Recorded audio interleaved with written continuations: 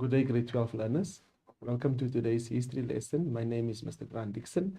This lesson is brought to you by Gauteng Department of Education in collaboration with Sabono Discovery Center. Learners, as I've introduced myself today, we are dealing with paper 2. It's an overview pertaining to the question paper that you will be writing tomorrow. It's imperative that we understand that paper 2 is the same like paper 1. You will find section A, you will find section B. But let's go through the questions. Section A will have 3 questions. It will be question 1, question 2, question 3. As you can see on my slide, it indicates unto us that question 1 will be civil resistance between 1970 to 1980 in South Africa. Very important that we understand that part. The question will focus on the crisis of apartheid in the 1980s, internal resistance. It means internal resistance in South Africa. Question 2, the topic is the coming of democracy to South Africa and coming to terms with the past.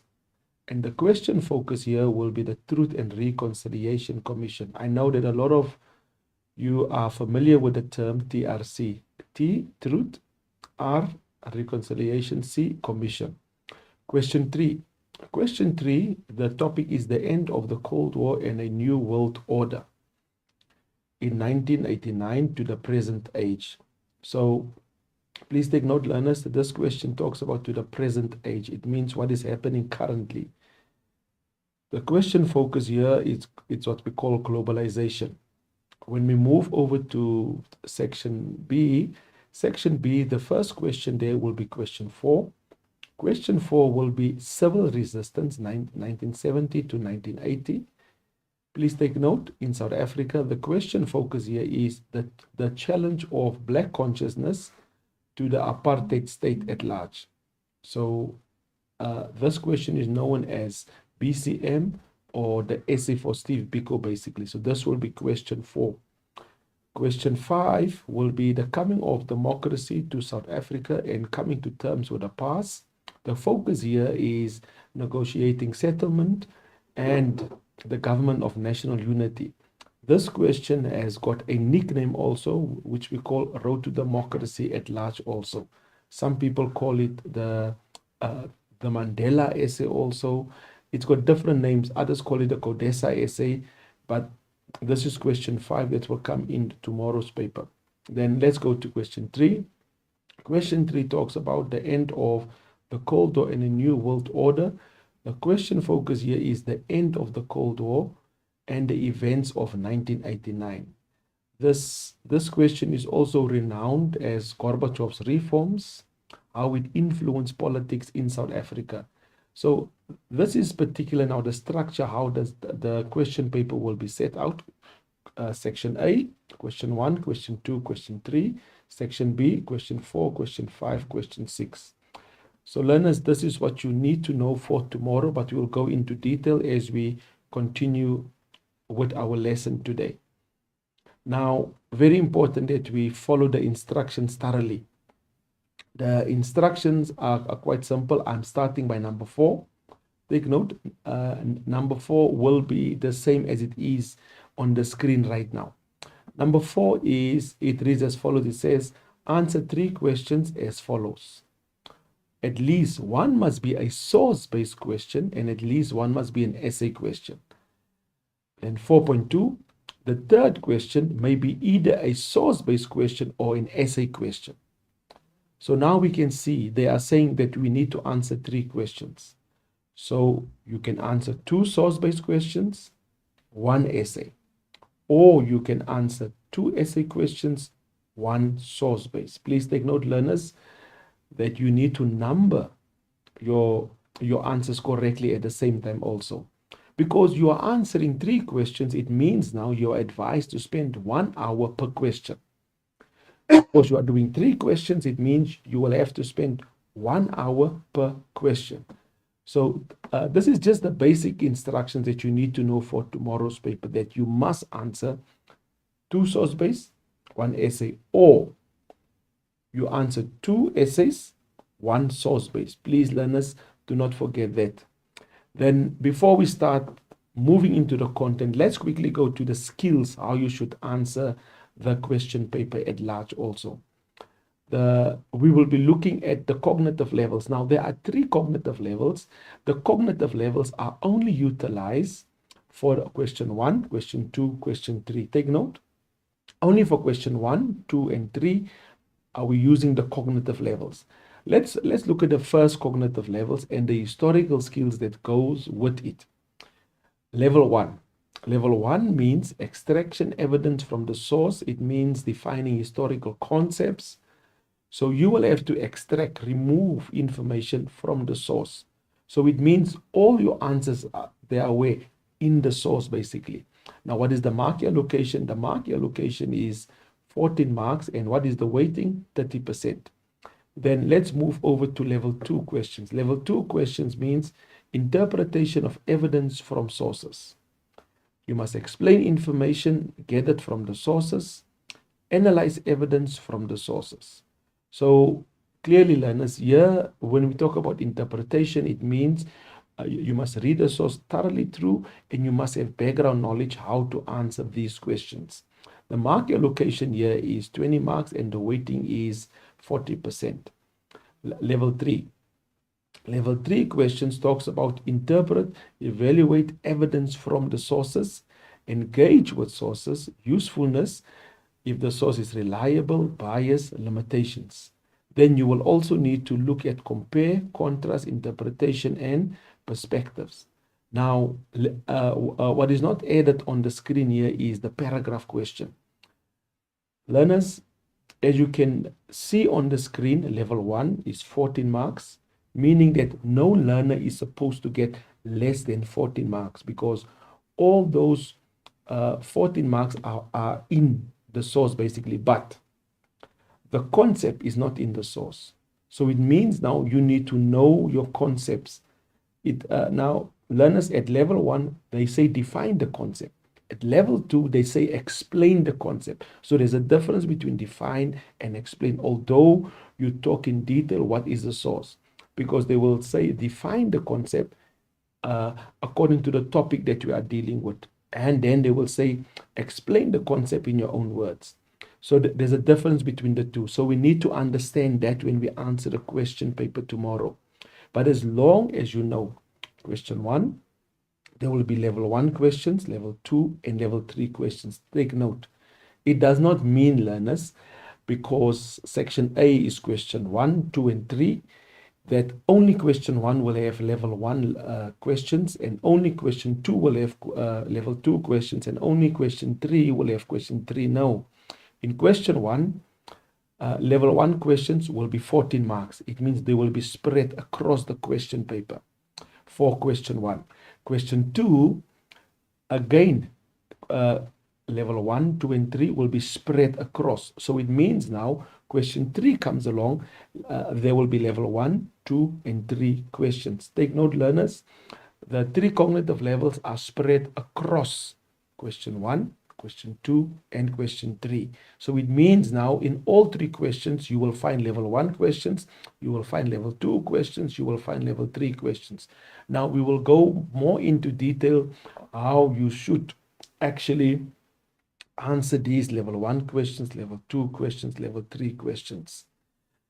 Let's move quickly to level 1 questions. Level 1 questions require you to remove information from the sources. You must define historical concepts at the same time. These questions carry a maximum marks of 1 times 1, 2 times 1, 1 times 2, or 3 times 1, basically. With these questions, we have what we call question verbs. Question verbs are example, list, quote, identify, name. This is what we classify as question verbs. So what we need to do is, you need to familiarize yourself with what the question verbs are for level 1 questions. Like when they say list, obviously the answer is where? In the source. When they say quote, where's the answer? In the source. When they say identify, where's the answer? In the source. When they say name, the answer is in the source. So once you know that these are the question verbs, then that within yourself, you must tell yourself the answers is in the source. It's nowhere else. It is in the source. Now let's quickly look at typical level 1 questions. Typical level 1 questions informs us basically this is how the questions will be asked tomorrow now. Let's look at the first one. What information in the source tells you about the tricameral parliament? Quote 2 reasons from the source. What do you understand by the term? Take note, the term actually means a concept at the same time. According to the source, or they could say define the concept. So now this is what we call typical level 1 questions. So these are the typical questions that they will ask you, and these with the question verbs will amount basically to 14 marks in question 1, 14 marks in question 2, 14 marks in question 3. So as long as you can familiarize yourself with the question verbs and the typical questions, you are on the road, learners, to achieve all that 14 marks, meaning that you must have studied your concept. Now let's move over to level 2 questions. Level 2 questions require you to interpret, analyze, and engage with evidence from the sources. Very important that we understand that part. These questions carry a maximum marks of 4 marks, basically. It means 2 times 2. It means the maximum that these marks will go, it's 2 times 2, it will give you 4 marks. But these marks also come across where they say provide 1 answer for 2 marks, or they would say provide 2 answers for 1 mark. Now that's seldom where it comes to that. They will always say 1 mark for 2. You must provide 1 response for 2 marks, basically. Then let's look at the question verbs. The question verbs is explain, comment, describe, organize. Now this is what we call the question verbs, like the same in question 1. Question 1 has also got question verbs: list, identify, name, quote. In question 2, you need to familiarize yourself with explain, comment, describe, organize. This is what we call the question verbs. So once you see explain, once you see comment, once you see describe, once you see organize, it means you must interpret these questions now. It means you must have studied the content, and that will enable you to answer these questions on level 2 properly. Let's look at the typical questions for level 2. What message does the cartoonist convey? Remember, most of you are supposed to be familiar with what message does the cartoonist convey, or what message is the source giving us with regards to the topic you are dealing with. Then explain in your own words the concept. Like I said to you earlier, they will say explain in your own words the concept. Then what do you think? What do you think can also change to what is implied. So when they say what is implied, it means what are they trying to say? When they say what do you think, it means what do you think are they trying to say? What do you think does not mean you must give your own opinion. It means what do you think based upon the topic you are dealing with. And sometimes learners, what happens is when they say what do you think, then the learners think they must now create their own answer. No. You don't create your own answer. You go into your memory bank and you retrieve content that you have studied pertaining to the topic you are dealing with. Then let's go to the last typical level 2 question. According to the source and your own knowledge. When they say according to the source and your own knowledge, it means the first answer in the source, the second one, own knowledge. Or sometimes both answers. Remember now, these, according to the source and own knowledge, the mark allocation is 2 times 2. Sometimes both answers are in the source, but most of the time it's in the source, and you need to provide the answer pertaining to the content that you have in your memory bank. Let's move over to what are the level 3 questions. Level 3 questions require you to explain the different perspective of sources, draw conclusions about how reliable is the source, how useful is the source, and the limitations pertaining to the source. These questions, learners, they carry a maximum marks of 8 to 4 marks, meaning 2 times 2. That is the starting point for level 2 question, now for level 3 questions, but the maximum mark is it's basically 8 marks.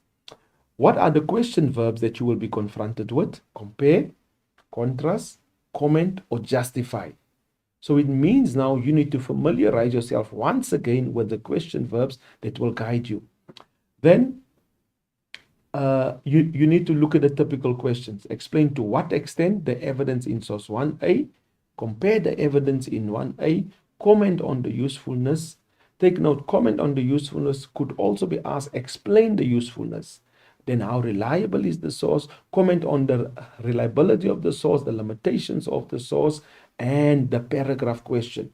So learners, now we have given you the question verbs of level 1, 2, and 3. We have given you the typical questions for level 1, 2, and 3. So you need to familiarize yourself when it comes to the question paper tomorrow now. But let's look quickly at the mark allocation. When we say mark allocation, it means, as you can see on the screen, the first number is circled in red. So it says 1 is circled in red, and it says times 2 equals 2.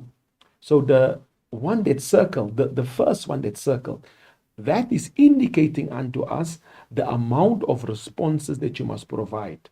So when we talk about the amount of responses, we are talking basically about the amount of answers that you must provide pertaining to the question that is provided to you. When you go to the bottom one, the same thing says 2 times 2. The first 2 tells us there must be 2 answers. Each answer will be 2 marks, and it will equal 4 marks at the end. Now, the same, this is now reverse now. So it means the number that's second, that number informs us the amount of marks. The number that's in front informs us basically the amount of responses that needs to be provided. So when we look at the mark allocation, we need to familiarize ourselves. When it says 1 times 1 equals 1. When it says 2 times 1 equals 2. When it says 3 times 1, it will equal 3. Meaning this is what we call extraction questions. So once you see what's on the screen, then you need to know that this question is a extraction question. Extraction questions is what we call level 1 questions. Now, learners, it is of paramount importance that we need to understand that we need to understand this is level 1 question, this is level 2 question, this is level 3. What will guide you to understand different types of questions? You look at the question verbs, you look at the typical questions, you look at the mark allocation. That will tell you if the answer is in the source or you need to retrieve it from your memory bank. Now, learners, it's imperative that we understand that 2 times 4 is 2 times 2 is equal to 4. That informs us that this question must be interpreted and it must be analyzed. So once you see 2 times 2, now you know I need to interpret this question and I must analyze it. Now, you need to have studied the content. If you did not study the content, it becomes difficult to answer these types of questions. So if you did not study the content as yet, please ensure that you go through the notes that has been provided by your educator, and at the same time go through textbooks, and that will always guide you. Now, remember, learners, look, after reading the question, look always at the mark allocation of each question. That will guide you where to find your answers particularly. Now, with that in mind, let's continue and let's look at more level 3 questions. Level 3 questions, basically, how do sources support each other? That's what we call the comparing questions, basically. You need to understand that when they ask how is the source biased or not, that's a level 3 question. When they talk about is the source reliable, that is basically a level 3 question. When they talk about the usefulness of the sources, limitation of the sources, now on the screen, it's basically the different type of level 3 questions that they could ask tomorrow. Let's look at the first one, support. Support talks about the compare question. You comparing source A with source B, basically. How does source 1A support source 1B with what they are asking you? This question is asking you, how do the two sources, how are they similar to each other? It means, what do they have in common? So what do you do now? After reading the source, what do you do? How do you answer this question? You go to source 1a and you find something in that source that is supported, that says, that shows the same thing in source 1b. Now, this is how you answer it. In your answer, you must say, source 1a says there are houses. And this is supported by source B, which says the people were living in houses. So now you can see what is similar. Houses in 1a, houses in 1b. In 1a, they are not talking about people living in houses. All they are saying is there are houses. In 1b, they are saying people are living in the houses. So what is similar? The houses. So by doing that, now you need to go back to the source and find an example in A, example in B that are similar to each other. So learners, once you understand this concept that you must go back, take note, you can either say, or you can say both sources talks about houses. So once you answer it in that fashion, both sources talk about houses. It means there must be houses in 1a, there must be houses in 1b. In source A, there is violence. In source B, they talk about aggression. So what do you say now there? Now you must say, in both sources, they talk about violence. Although aggression is a similar, it means it's a similar word to using violence at the same time. Now, when we talk about the contrast is basically answered in the same fashion, like, take note, learners, like the support. It means now that support means similar, contrast means opposite, it means different. So it's paramount that we understand how do you answer this. You go to source 1a and you write down, you say, source 1a says there are cars. And this is contradicted because in source 1b, they show us trucks. So what is a contradiction? In 1a, there are cars. In 1b, there are trucks. Cars is smaller, trucks is bigger, although both of them are vehicles. So please, learners, do not get confused when it comes to contrast, meaning differences, support, meaning similarities. Contrast talks about opposites. Support talks about similarities. Once you have that idea within you, it's easy basically to ask these type of questions. Now let's quickly go to bias. When they ask you a bias question, these are the things that you must look at. Is it one viewpoint? Is it from one person, one country? Is it one opinion? Is it one thought pattern? What is the feeling of this particular matter or this individual that provided the source unto us? We also need to look at the motive of the words that are being provided. That will indicate unto us is the source bias. What is bias? The biasness means it's from one side only. The two groups of people are not involved. If it's countries, the two countries are not involved. So if they're only mentioning one side, if they're only mentioning USA, that means the source is biased. So you need to look at the motive of the words, and that will guide you to indicate if the source is biased or not. When we look at reliability, two questions you need to ask yourself. Is it accurate? Can it be trusted? I'm repeating it again. Is the source accurate or can it be trusted? Now, what more can you do to inquire to see if the source is accurate or trusted? You must look now first who wrote the source. That will indicate now is it accurate or can you trust it? When was the source made? What are we talking about? We talk about date. So you look at the date. So you look at the author, you look where it came from, and you look at the date. Why was it created? It means the purpose. Why did they create the source? Is the evidence in the source consistent with evidence from other sources? Now let's go a bit back. When they say, now when you write this answer, this particular answer, please take note, learners, you need to indicate it's an extract from a government document. It's an extract from a newspaper article. By doing that, it's an extract from a newspaper article written by John Vermaak. What are you doing? You're answering already who is the author. So that will give you 2 marks. Now remember now, then the date.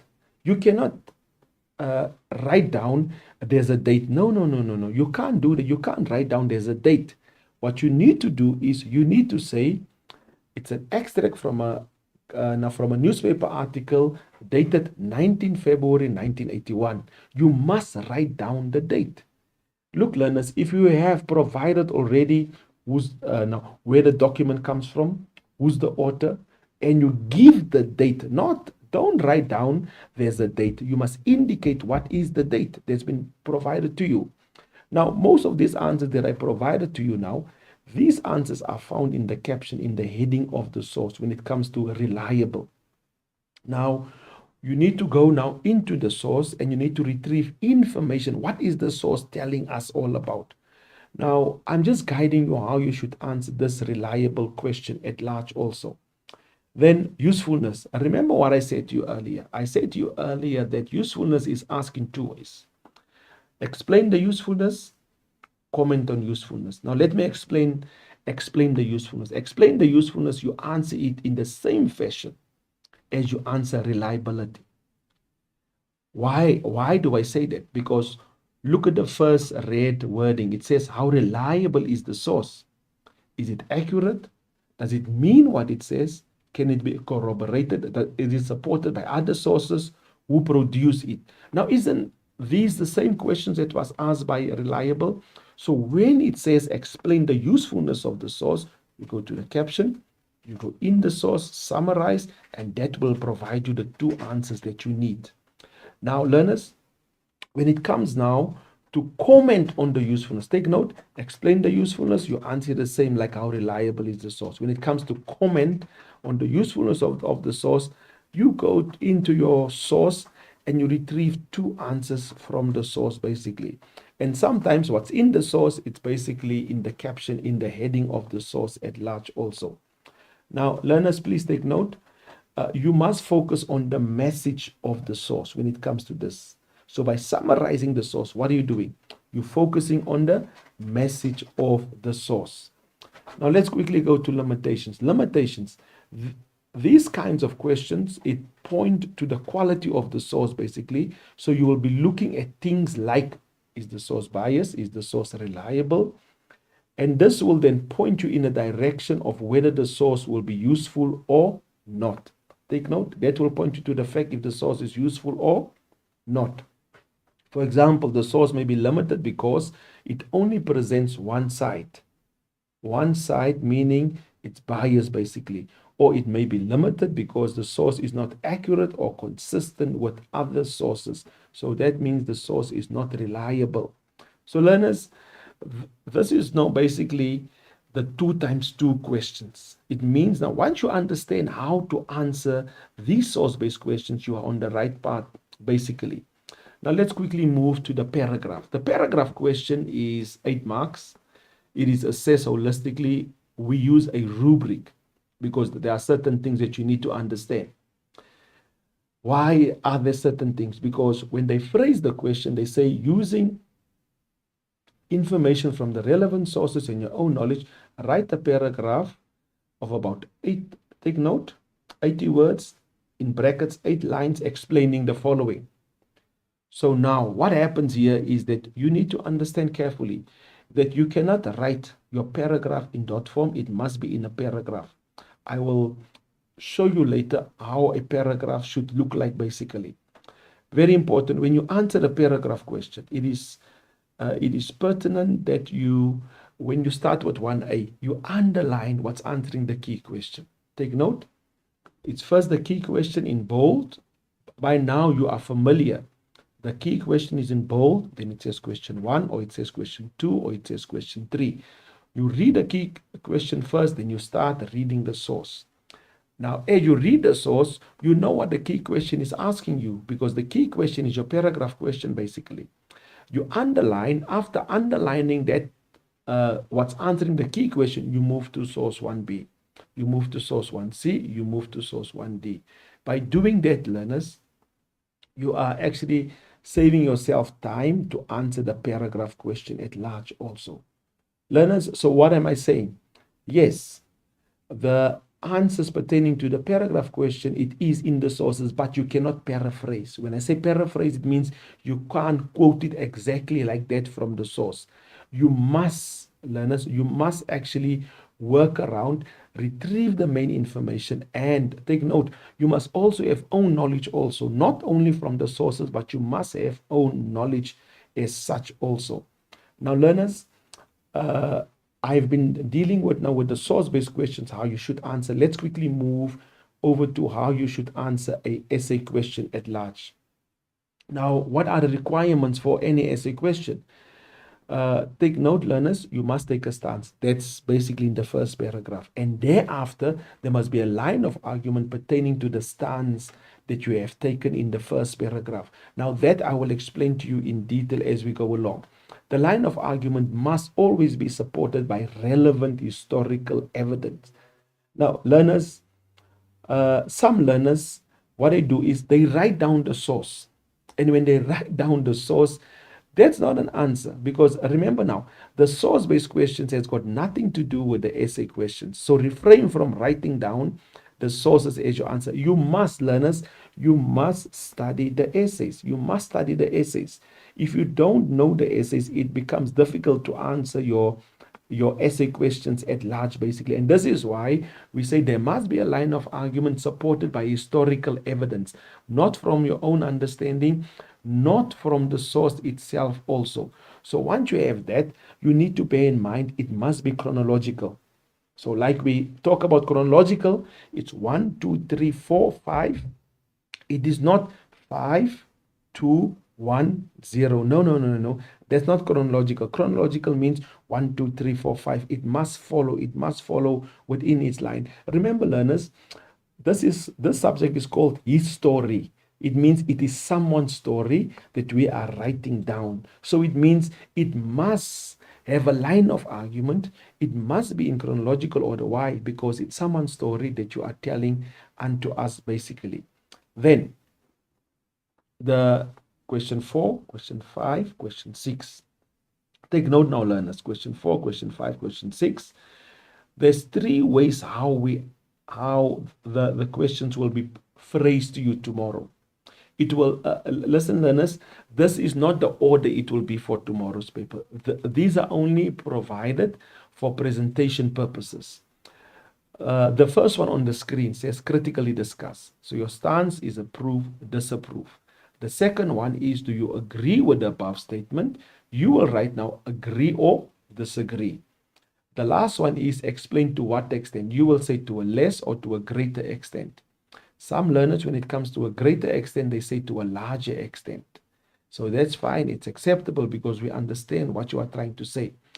So I've given you the 3 ways how they will be asking the questions, and I've given you the stance that you must take at the same time also. So take note. Once you start off with when they ask you, do you agree? So now you say one can agree, not I. Take note, we don't say I because we are historians. Me and you, we are classified as historians. So we take a neutral stance and we say one can agree. Then from there onwards, you will expound. Now let's move over to the introduction. The introduction should make it clear unto everyone that will be marking your question paper. The first thing is, it must give direct response to the question, and that is when you take your stance. Now, after you have taken your stance, you must give a reason why you took that stance. Then after that, the third phase is the line of argument that you are going to follow through the essay. Now, learners, take note, there is 3 steps by the introduction that you must follow. You take your stance in the first sentence, and here we have given you example. You either say one can agree, one can disagree with the above statement, or you write down, then to a large extent or to a less extent, approve or disapprove. That is the stand that you take when you start your essay in the introduction. Then you take the reason. The reason, learners, that is what we retrieve from the content. So if you are going to write about Steve Biko tomorrow, so it means you must retrieve information from the content why you took that stance, basically. I will show you an example of an introduction and a conclusion, how it should look like. Then the orientation, like I said, you will now inform us what you are going to write about. So the 3 steps is what is basically the introduction of a proper essay. So learners, please try to remember the 3 steps that must be in the introduction of the essay basically. Now, after the introduction, we move now over to what we call the background paragraph. Like I normally say, you can have 1, 2, that's more than enough. But 1 is actually what we prefer. We prefer that you only write 1 background paragraph particularly. But if you have 2, fine for now. But you cannot write 4, 5 background. No. Obviously, you will be penalized. The marks will, now you will not actually receive good marks because of too much background to that at the same time. Now, after your background paragraph or paragraphs, we move into the body. Now, when you start with the body must contain all the relevant factual content. Take note, relevant factual content, not your own words, not from the sources. And it should be explicitly linked to the line of argument, the Peel method.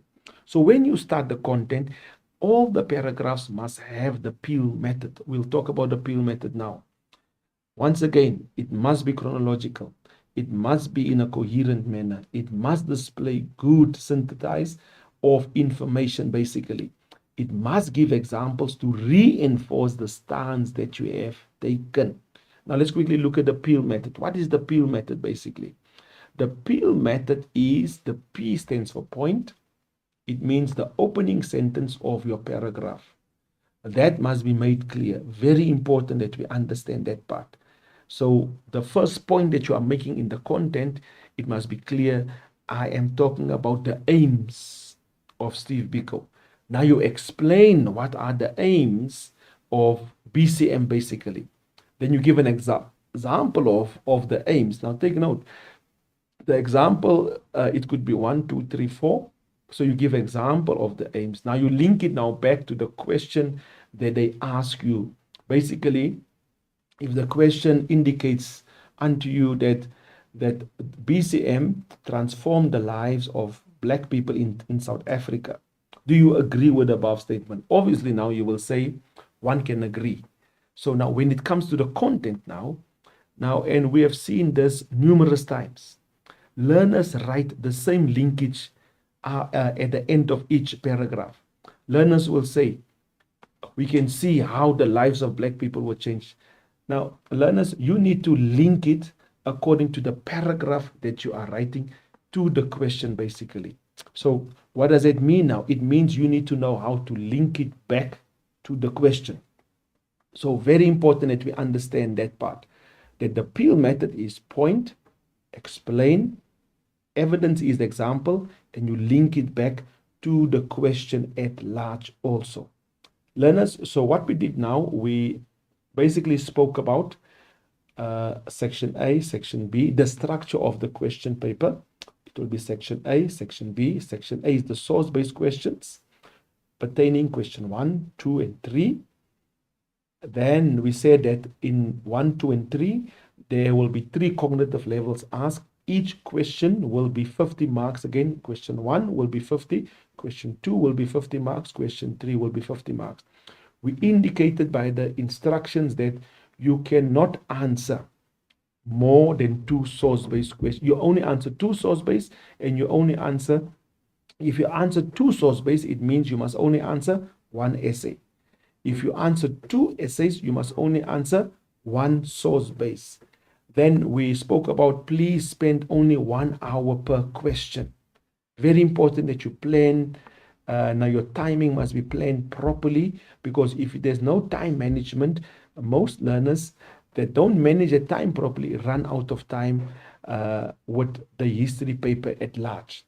Then we spoke about how you should answer the different types of source-based questions.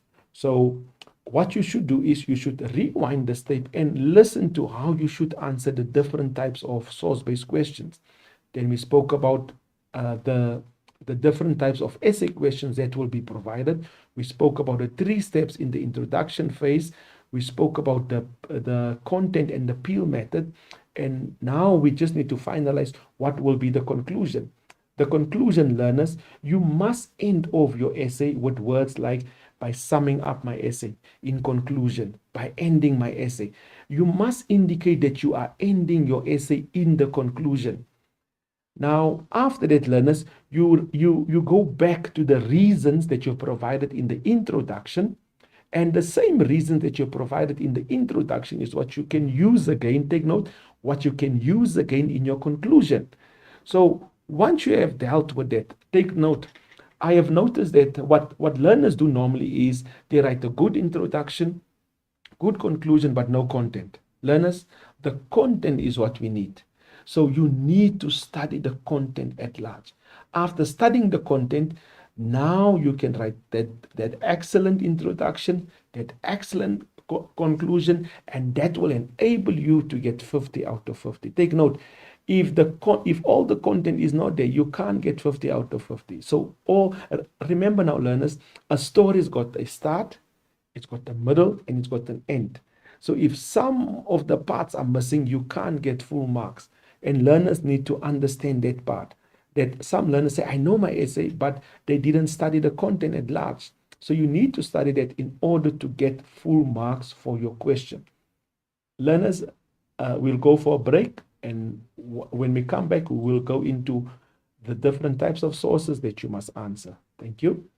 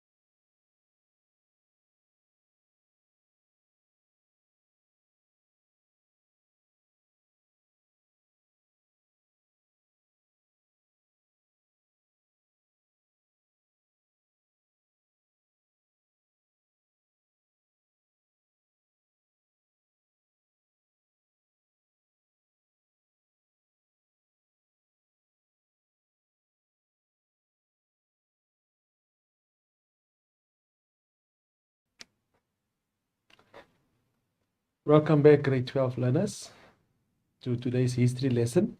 Let's continue.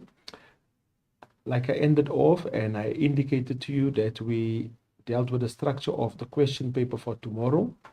Section A, Section B, we spoke about the source-based questions, how you should answer it. We spoke about how you should answer the essay questions at large also. Please take note, this is only an overview of the question paper. We are not going into detail pertaining to the content. So we're just going an overview in order for you to understand what you should answer for tomorrow, basically. Now, let's quickly start with question 1. Let's go into the content now, how you should answer the questions. Let's start with section A, question 1, as you can see. Let's look at examination bullets pertaining to question 1's question for tomorrow's paper. The first examination bullet talks about government attempts to reform apartheid. 1982 Urban Bantu Authorities Act. Take note that in the olden days, they used to use the word Bantu for black people. Now, when we talk about black people in the olden days, they were basically referring to Zulu, Sotho, Tswana, Pedi. Those were classified as the Bantu people. So 1982 Urban Bantu Authorities Act was one of the acts introduced. Then the tricameral parliament system, then internal resistance to reforms. Take note, they first introduced, Botha introduced what we call a total strategy for the total onslaught. What was the total onslaught? Botha said that South Africa is under communist attack. Why? If you look at the map of Africa, you will see South Africa is at the bottom. On the left-hand side of the map, Southwest Africa, which is now called Namibia, belonged to South Africa. On top of Namibia was Angola, and Angola was classified as a communist country. So they used that and said there's a total onslaught. And what is a total onslaught? Now we introduce strategies. So now he introduced what we call 1982 Urban Bantu Authorities Act and a tricameral system. Now, after introducing that, there were internal resistance in South Africa. It was the growing power of the trade union movement from 1973, response to Botha's reforms, the new methods of mobilization, meaning labor's role, mass action, roles of the civics, UDF, mass, the democratic movement, and conscription, and the black sachets. So the roles of the civics is in conjunction basically with the roles of the church leaders as such also. Now let's move and let's look more into detail what it entails basically. So the National Party, this is now question 1, and this is what we call internal resistance. The National Party believed that there was a total onslaught on South Africa, like explained, because Angola became a communist country, and then he implemented a total strategy. Now, the total strategy was twofold. Reform apartheid. That was the first thing. Then repression against the opposition, basically. So to reform apartheid, there was a resistance from the ordinary people. Then he had to introduce repression measures to ensure that the opposition is oppressed and they remain oppressed. Now, reforms. What were the first reform? In 1982, the Urban Bantu Authorities Act. The second one was the tricameral parliament in 1983. Now, what was the tricameral parliament all about? The tricameral parliament, basically, it was where the parliament was divided into 3 houses. The first house was called the House of Delegates, which is for Indians.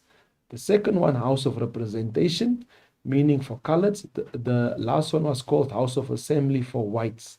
And blacks were excluded. Now, why did they exclude blacks? Take note, I said Bantu was used for the words blacks in the apartheid years. So blacks were now Zulus, Pedis, Indibeles, Vendas, Tswanas, Sothos. Those people were classified basically as black people. So the black people had like Zululand. If you're Zulu, your country was in Zululand. If you're Venda, your country was Venda. Now, these are only examples that I'm using here.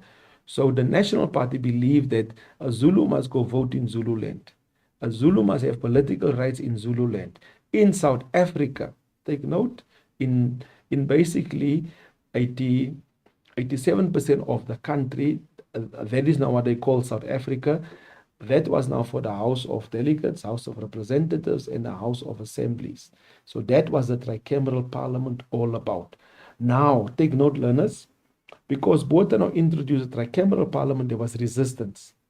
Now, the UDF was formed in 1983 by Ellen Boesak, by Desmond Tutu, and Reverend Frank Chakane at large also. So after introducing the tricameral parliament, UDF was opposing it. Now, remember now, there were trade unions also. COSATU came to the forefront now also, and they were established, and they were fighting also against the reforms of Botha at large. The civics came along, the churches came along. Take note, in the prelim, they were asking about the churches. So it is imperative that you understand, learners, that they can ask anything. Last year, it was based upon a tricameral parliament. This year's prelim, they were asking about the churches. So you need to know the role of the civics. You need to know the role of COSATU. You need to know the role of the civics, the churches, and they could maybe ask about the conscription also. And the end conscription is what they could maybe ask. Or they could maybe ask of the mass democratic movement. So it is paramount that we understand all the different topics pertaining to the internal resistance. Now take note, I always say you must study the content. You must know the content pertaining to the different topics that you are dealing with. Now let's quickly look at a source quickly. Source 1A. Let's read the caption. The source below explains the reasons why P.W. Botha, President of the Republic of South Africa, introduced reforms in 1983. In early 1983, Botha attempted to ease the mounting pressure on the country by introducing some piecemeal reforms to the apartheid policy without relinquishing, giving up white minority control. He scrapped what he called outdated and unnecessary apartheid statutes, meaning laws such as the outlawing of mixed marriages and sex across color line, to present a new image of reformist change to the world. It almost succeeded. The Western powers, ever eager to read the South African situation optimistically, positively, were deceived for a time into believing that Botha was really dismantling apartheid. But on a close examination, when Botha unveiled constitutional changes, he intended making it become clear that he had in mind was not a reform, but rather a restructuring of apartheid. He set out his plan to establish a tricameral parliament in which the mixed race, colored, and Indian minorities would have separate chambers to legislate their own affairs, while the existing much larger whites-only House of Assemblies would deal with both whites issues and the nation's general affairs. The huge black majority, meanwhile, would get nothing beyond the right to vote in their remote tribal Bantustans, meaning the homelands. The municipal councils would run their separate black townships in so-called white South Africa, but even these urban councils were not autonomous, meaning free. The legislation enabled the white minister to remove members, appointed others, or dismiss the whole council and appoint a new one. It meant that the black councils had to implement government policy rather than be repressive to the electorates. So this is a source base that's been given. Let's go to the questions quickly. Now you can see the questions are already there. What we need to understand, learners, once we start with source 1A, 1B, 1C, 1D, the first question, if it's not a definition or concept, the answers will be in the first three lines. Take note, if it's not a concept or definition, the first answer will be in the first 3 to 4 lines. Now let's go to the question here quickly. Name 2 apartheid status or laws in the source that P.W. Botha scrapped while introducing reforms to the apartheid policy. Remember now, you need to remember the question verbs. And what is the question verb here? The question verb in this question is name. So it means the question is where? In the source. In the source, like I said, it's the first question. It means the first 3 lines. This answer must be there. Take note, Name is not in the source, but the question is saying name two apartheid statutes. Now, statutes is laws. So you need to look in the source for the key words also. The key words will link you to the answer also. Now let's look quickly. What is the answer that is being provided? Remember, it must be 2 because the mark allocation says 2 times 1. It means in front, the 2 tells us the amount of responses. What is the first answer? Mixed marriages. The second one, sex across color line. Look at the mark allocation, 2 times 1. It means you will receive 2 marks, 1 each, 1 each. Then 1.1.2, explain what is implied by the statement. What P.W. Botha had in mind was not reform, but rather a reformulation, restructuring of apartheid, 1 times 2. Now, 1 times 2 tells us we need to provide 1 answer, and 1 answer will give us 2 marks. Now, let's look. There are more than 1 answer here.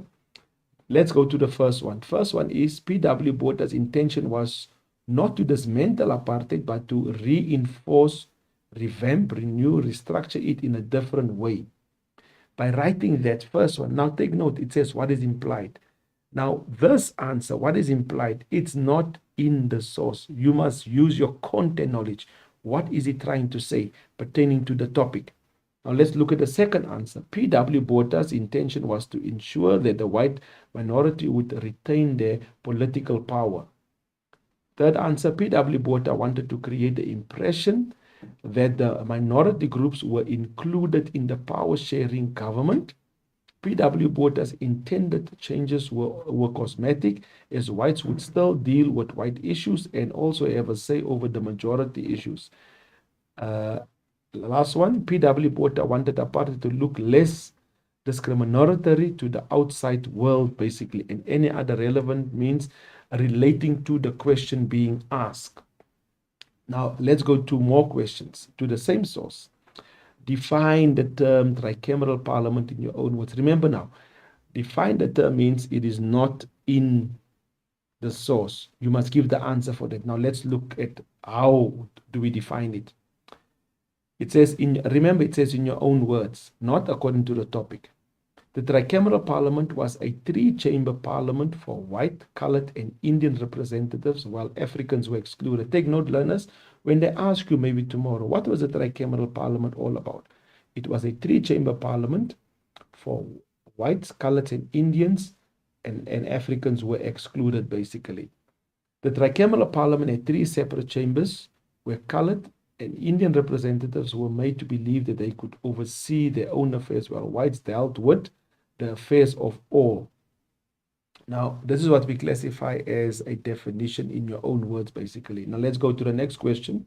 1.1.4, using the information in the source in your own knowledge. Take note, I spoke about this earlier. I said, according to the source in your own knowledge. Now it says, explain why you think the black majority was excluded from the new legislation. Learners, it's imperative that we understand that they could maybe ask a similar question in tomorrow's question paper. Now, let's go to the first answer here. Why was blacks excluded from the tricameral parliament? Provision was made for them to vote in the Bantustans, municipal or local councils. The National Party granted them political rights in the Bantustans. If included, they would outvote the white voters who were in the minority. If included, they would change the apartheid laws and address the inequalities. Africans would not be able to fight for their rights, to protect white privileges, to awaken resistance against apartheid, any other relevant responses. Now, learners, this is basically, when we look at the first answer that was provided, provision was made for them to vote in the Bantustans. That answer is in the source. Yes, that answer is in the source. The National Party granted them political rights in the Bantustans. Yes, also in the source. If included, they would outvote. Now, that answer is not in the source. Now, that is what we call own knowledge. The following answer, Africans would not be able to fight for their rights. That's also not in the source. Whites to protect their own privileges, not in the source. So now we can see 2 answers were in the source. 3 answers were not in the source. So It's imperative that you read the source properly. If you don't read the source properly, it becomes difficult to answer these questions. You need to read the source properly. You need to read the question properly at the same time also. Then let's go to the next question. Identify 4 legislative powers in the source that the white ministers had over black urban councils. Now, what comes to mind here? Question verbs. Identify. Identify. I'm repeating it. Identify. Question verbs for level 1 question. We can see it's a level 1 question. Mark your location. 4 times 1. It means provide how many answers? 4 answers. 1 answer, it's 1 mark. Let's look at the first one. Remove members. Appoint others. Dismiss the whole council. Appoint a new one. So now we can see basically there are 4 answers provided, and it says identify. So very important that you familiarize yourself pertaining to the question verbs. Now let's move over to question 2, which is a Truth and Reconciliation Commission. Let's go to the examination bullets. And what does it entail basically? Question 2, this was a court-like body assembled in South Africa after the end of apartheid under the leadership of Archbishop Desmond Tutu. Anybody who felt that he had been the victim of violence could come forward and be heard at the TRC. The perpetrators of violence could also give public testimony and request amnesty from prosecution. The TRC was a crucial component of the transition to full and a free democratic South Africa. It was a public forum and procedures were broadcast on live television. It is, despite its flaws, generally seen as a successful attempt by the new democratic South Africa to reconcile the past wounds, basically. So basically, what was the TRC all about? It was to heal the wounds of the past, basically what transpired in South Africa. Remember now, from 1960 to 1994, that is what the TRC is basically based upon. Now let's look at the visual source that has been provided. Source 2B. This poster below was produced by the TRC. It invites both perpetrators and victims to appear before the TRC and testify about human rights abuses that were committed between 1960 to 1994. Like I said, what was the aim of it? To look at the incidents. This incident must be politically motivated. Take note, it must be politically motivated and it must be between 1960 and 1994. Now the question is, why not beyond 1960? Because that is where the violence actually began to escalate. Before that, the resistance were what we call passive resistance. But from Sharpeville massacre, the violence just began to intensify within South Africa at large also. Now, let's look at the source quickly. In the source, it's written, if your mother was tortured, your father murdered, and children abducted, would you be silent? I'm reading still in the source, and you need to read with me, learners. Let's speak out to each other by telling the truth, by telling our stories of the past so that we can walk the road to reconciliation together. At the bottom, it says, truth, the road to reconciliation. Now, learners, what did I do just now? I read the caption and I read what was inside. Remember, this is now what we call a visual source. I read everything that was particularly in the source, basically. If you find a visual source, you must read everything that's in the source. You must read the heading, which is called the caption at large also. Let's go to the questions quickly. Now, please remember now what I said now. If there's no definition in the first 3 lines, but now this is a visual source, it means there's no lines here now. So you need to now pay very attention to every detail within the source. Let's go to the first question. It says, why did the TRC decide to produce this poster? Now, when you look at the caption of the source, they inform us why it was given. Now, let's look at the answer that was provided. Remember now, this is an interpretation question at the same time. It was to encourage, appeal, or invite people, victims, perpetrators, to come forward and tell their stories of human rights abuses. It was also, take note, you must only provide one answer, but I'm reading more than that because there's not only one answer, there's different types of answers that leads to the answer of the question. To establish a record of human rights atrocities committed during the apartheid regime, to provide an opportunity for victims to come forward to voice out the nature and extent of harm they had suffered so that they could be compensated and their dignity restored, to show that the government was committed to healing the wounds from atrocities committed during apartheid, to foster reconciliation between perpetrators and victims in South Africa, to make people aware of the work of the TRC. Now, learners, you must only provide one answer, but you can see there are numerous answers that you can provide particularly. Now, you will only discover the different types of answers if you read the visual source in detail, basically. Let's go to the second question being posed. It says there, 2.2.2, comment on why you think the TRC used the words. Now, remember we said what is implied. What are they implying? So what do you think what is implied? If your mother was tortured, father murdered, would you be silent on the poster in the context of the TRC hearing? That's a 2 times 2 question, basically. Now let's look at the answers that has been provided. Remember, interpretation, level 2 questions, you must comment on what are they informing us in the source. Why are those words there? Let's look at the first answer. It is to encourage victims not to remain silent from any human rights abuses committed to his or her family members. Murder, abduction, and torture were regarded as human rights abuses that the TRC wanted to expose. Victims of human rights abuses like murder and torture should not keep silent and suffer in silence. It was to encourage victims of gross human rights violations to come forward and tell their stories at the TRC. By speaking out, seeking the truth, victims can find closure. Government wanted to ensure that such human rights abuses do not happen again. It was basically to invoke empathy by sharing their stories. Now, learners, as you can see, there are more than 2 answers here. So that informs us that pertaining to each question that is being provided, there are more than 2 answers. So learners' answers may differ, but if it's in line with this here, or if it's any other relevant answers, but it's answering the question, it will be awarded to you, basically.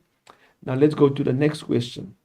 2.2.3, explain the term reconciliation in the context of the TRC. Take note in the now here, it's not define the concept in your own words. No. It's in the context. Now take note, even if they say define it in your own words, it doesn't mean that you must write what you think. No, it means what the dictionary is informed. When they say own words, what the dictionary is informing us. In this case, explain the term reconciliation in the context of the TRC.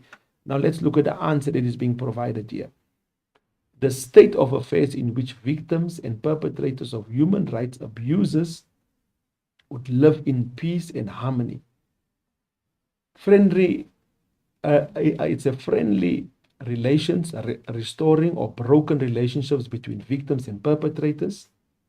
The process through which victims of human rights abuses would have to forgive perpetrators. Take note, to forgive perpetrators who would have undertaken full disclosure of human rights abuses they have committed. So basically, we are just explaining what is reconciliation. Now take note, they might ask tomorrow, what is amnesty? They might maybe ask, how do people receive amnesty? So it means all the concepts. You need to study all those concepts pertaining to question 1, question 2, and question 3 at large also. Now, let's quickly go to the paragraph question that is being provided here. It says here 2.6, using the information in a relevant source in your own knowledge, write a paragraph of 8 lines, 80 words explaining how the Truth and Reconciliation dealt with the murder of Griffith Mzimba. That is 8 marks. Now let's look at the answer. Now learners, this is how the paragraph should look like. If we go to the first answer, the first answer says The TRC was established to investigate human rights abuses that were committed during apartheid. Look, they even provide unto us where the information was retrieved from. We can see here, after apartheid, in brackets, source 2A. Now the next sentence starts. You see, the next sentence stops almost at the end of the line, but the other sentence continues. The TRC was established to give perpetrators of human rights abuses amnesty in exchange for the whole truth. Again, they provided where it was retrieved from, source 2A. Then the next sentence starts now. The TRC identified torture, murder, and abduction as some of human rights abuses. They again provided where it was retrieved from, 2B. The TRC encouraged victims to come forward and speak out in order to facilitate reconciliation, retrieved from 2B. Dirk Coetzee applied for amnesty for his involvement in the killing of ANC activist Griffith Mzimba, where 2C. Dirk Coetzee was given a chance to tell his story in front of the TRC and disclose the whole truth. 2C. The TRC was convinced that Dirk Coetzee had told the whole truth, that he had a political motive for the killing of Griffith Mzimba, retrieved from 2D. The TRC granted Dirk Coetzee amnesty for the murder of Griffith Mzimba, 2D. The TRC acted in accordance with the Promotion of National Unity and Reconciliation Act of 1995, Act 34 of 1994. That's own knowledge. Own knowledge, then it continues. Mzingi's family did not approve of the TRC decision and wanted retributive justice, basically. Now, learners, if you go to the question, it says, how did the TRC deal with the murder of political activists? So now, when you look at the answer provided here, it informs us clearly how they dealt with it, and what transpired during the whole process. But the main thing is you can see how your paragraph should look like. And this is particularly for tomorrow, for question 1, 2, and 3. This is how your paragraph should look like. If it's in dot form, it will be marked on level 2. Level 2 is basically you will not get more than 5 marks if all the answers are provided. So it's pertinent, it's paramount that you write a proper paragraph like indicated on the slide to you now. Now let's move over to section B. Section B, examination bullets, question 4. Let's go to the examination bullets. Now section B is the essay question now. So we're dealing now with the, we are done with the source-based question 1, question 2. We didn't do question 3, but now because of time, we're dealing with section B basically. So we are dealing first with examination bullets, then we will be talking about the introduction and the conclusion as such. Let's go to question 4. Let's first look at the first examination bullet. Now, this is what needs to be what we call the content. The content must be based upon this. So the first point that we need to have in the essay is the nature and aims of Black consciousness. So now, the nature and the aim of Black consciousness could be 2 paragraphs. Take note. You need to count with me now. It could now, learners, please take note now. It's your introduction, background. That's already 2 paragraphs. Now, the nature and the aims, 2 paragraphs. What was the nature? What was the aims? What was the condition that the Black people found themselves? Basically, because of the vacuum left by the ANC and PAC political leaders that was arrested, there was a sense, a forge for a new movement to come to the forefront. Now, take note, the Black consciousness was a movement. It means an ideology. Now, what was the aim of it? Now, take note, the nature is the first paragraph. The aim now becomes the second paragraph. The aim was to create a sense of self-reliance in Black people, to unite Black people, to wake them up from the psychological oppression. So I'm just providing examples pertaining to the nature and the aim. So already we have what we call 4 paragraphs. Then the role of Steve Biko with emphasis on his ideas and writings. Now we need to inculcate what was the emphasis of Steve Biko and his ideas and writings. So now we talk about his writings and ideas. One particular thing that comes to mind is the weapon of the oppressed. was basically to have the mind of the oppressor. So it means now, if the oppressor has got the mind of the person he is oppressing, that was one of his writings. So now you only give examples of his different writings. Then the third bullet, black consciousness perceived as development of black owned affairs. First of all, basically what happened is that the government was happy. After that, it became a threat once the government saw what the black conscious movement was up about. Then the influence of black conscious movement on the Soweto uprising. Now take note, before we talk about the Soweto uprising, learners, we must go to bullet number 4. Bullet number 4 talks about the black consciousness perceived as a development for black people. First of all, now, we need to now inform the readers first about NUSAS, about CESO. From CESO came the Black People's Convention. From the Black People's Convention came the Black Community Committees, basically. We need to talk about the programs that was introduced after Biko was put on house arrest, basically. Nazanompilo, Solompilo, those are the programs, the feeding schemes that was provided. We need to talk about the trade unions also.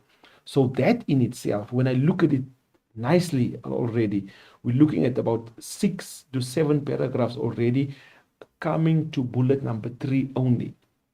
So now when we move into the Soweto uprising, now the people, the person that's actually marking must already see that you have introduced, you have created a line of argument, you have sustained it already.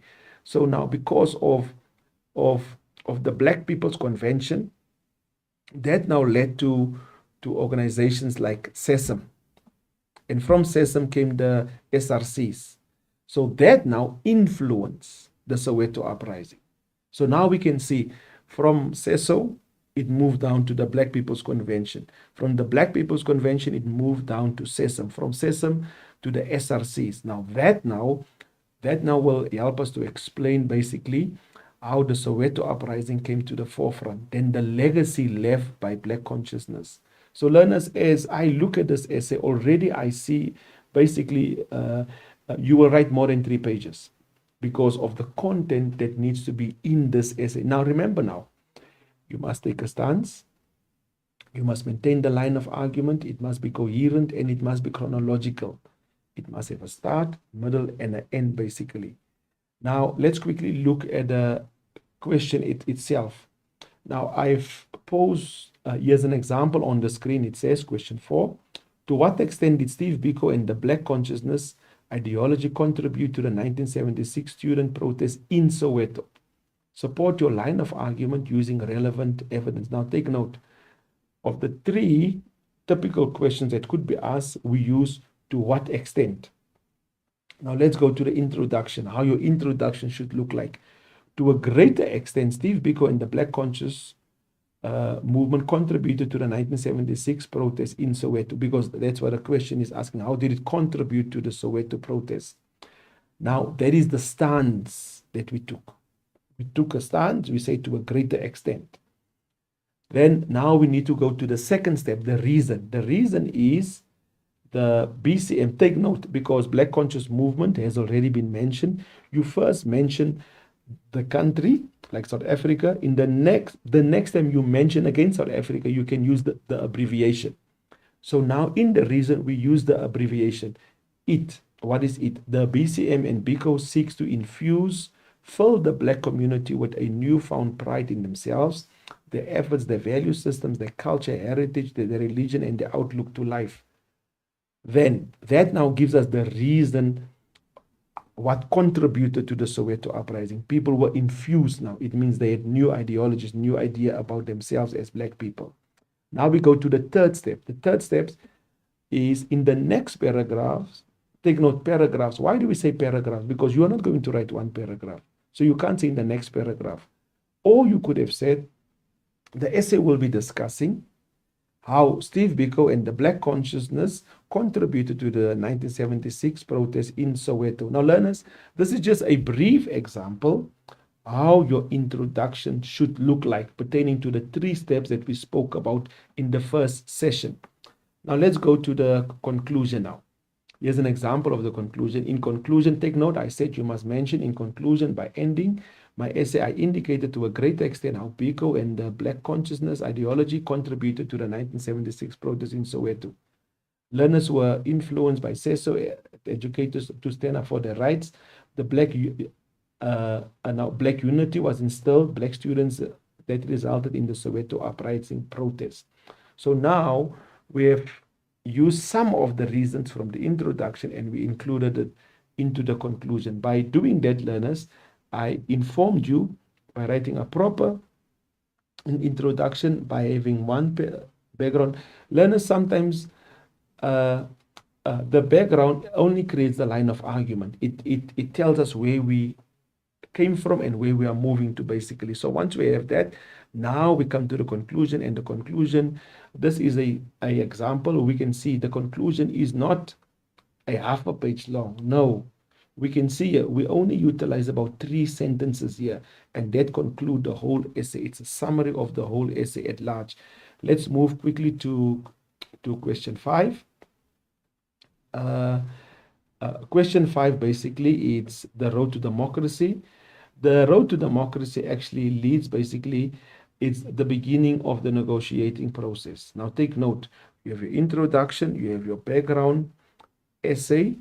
Now the background essay speaks about the 2nd of February when de Klerk made his famous speech. Now you continue, that's what we call the background essay. So now, beginning of negotiations, it talks about May 1990, where the ANC now met, basically, at Groote Schuur, and they were negotiating with the National Party under the leadership of F.W. de Klerk.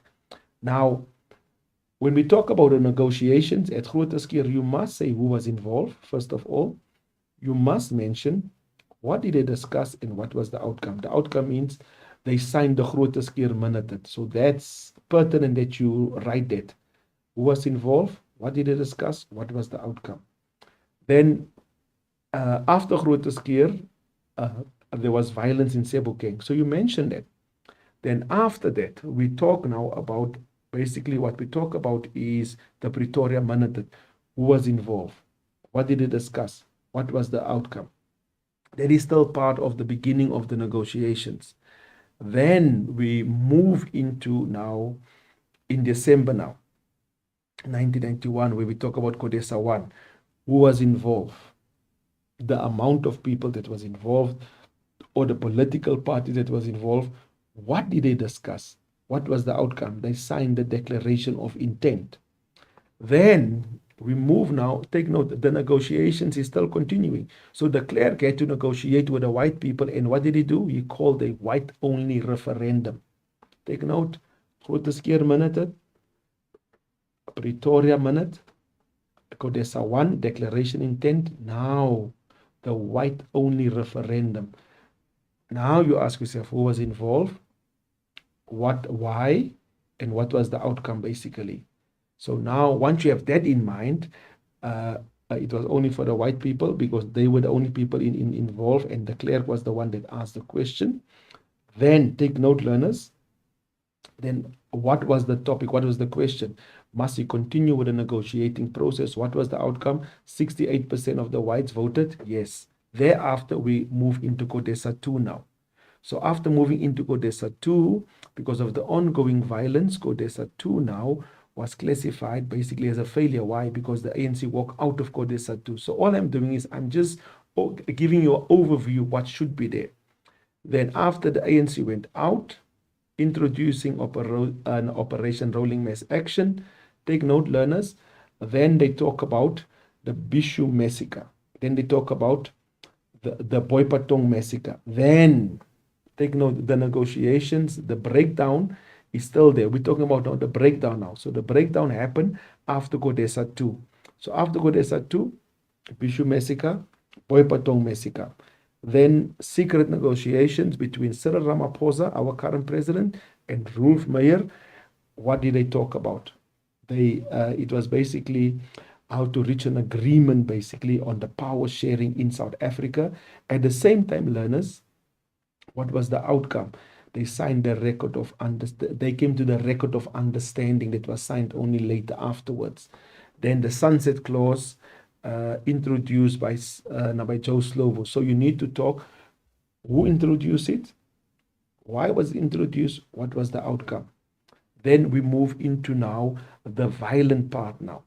It means the ongoing violence within South Africa. So I'm taking you through the examination bullet, showing you what should be in the essay at large also. Then the final road to democracy, it means the elections. Who won the elections? Now, learners, what I did now here is I took you through both essays basically. I took it through the essay of question 4 and question 5. Now, learners, once you have the content and once you know how to write the proper introduction, proper conclusion, you are bound to get excellent marks. Take note, excellent marks. And when you're bound to get excellent marks, learners, it is imperative to understand you must have studied the content. Right now, learners, everyone that's listening to me, you must be able to answer every source-based question properly. You must be able to answer every essay properly, but take note, you must have studied your work. So please ensure that your work is at the back of your memory bank and you keep it there so when tomorrow comes, you will be able to answer the questions properly. Learners, good luck and thank you for watching this lesson and hope to see you next time. Bye-bye.